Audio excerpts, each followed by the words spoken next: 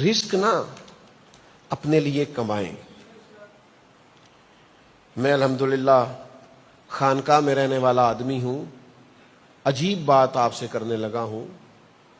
آپ اپنے لیے کچھ نہ کچھ جمع بھی کر کے رکھیں.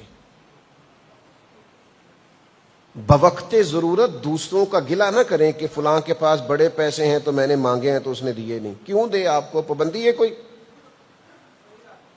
اس کا مال ہے نا، آپ نے مانگا ہے، دے دے تو مہربانی، نہ دے تو مطلب شکوے کا کیا معنی ہوا؟ آپ کے ہیں پیسے، پتہ نہیں اس نے پردیس میں جا کے کمائے کہ مشقت کر کے کمائے کہ راتوں کو جاگ کے کمائے، تو آپ نے قریب سے ہی کہہ دیا دیکھو جی فلانا میرا بھائی ہے، فلانا میرا عزیز ہے، فلانا میرا دوست ہے، فلانے سے بڑا پیار ہے، میں نے 4 پیسے مانگے دیے نہیں. کیوں دے آپ کو؟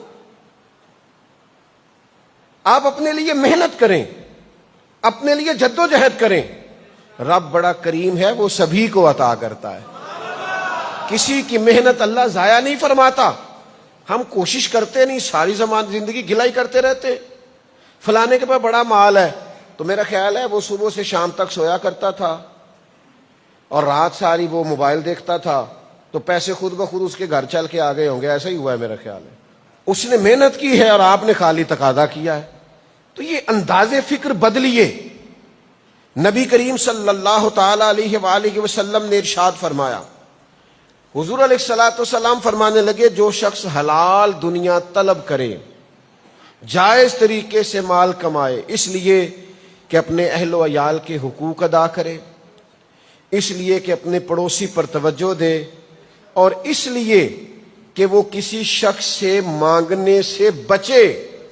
یہ 3 اس کے مقاصد ہوں مال کمانے کے. ایک تو ہاتھ نہ پھیلانا پڑے، یہ بہت بڑا مقصد ہے، کسی سے سوال نہ کرنا پڑے. اور ایک فرمایا اپنے بیوی بچوں کا، اپنے اہل خانہ کا خیال کرے، اپنے پڑوسی پر توجہ کرے. اس مقصد کے لیے جو آدمی رزق حلال کمائے گا، اللہ کے حبیب علیہ السلام فرماتے ہیں قیامت کے دن جب وہ آئے گا تو اس کا چہرہ 14ویں کے چاند کی طرح چمک رہا ہوگا. یہ رزق حلال کمانے والے کی فضیلت ہے، جو ہاتھ نہیں پھیلانا چاہتا، جو اپنے بچوں کو کسی اور کا دست نگر نہیں کرنا چاہتا. کریم فرماتے ہیں 14ویں رات کی طرح چہرہ چمکے گا.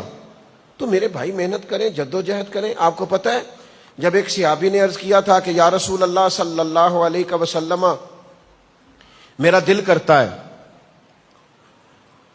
کہ میں سارا مال اللہ کے رستے میں خیرات کر دوں، تو حضور فرمانے لگے 4تھا حصہ دے.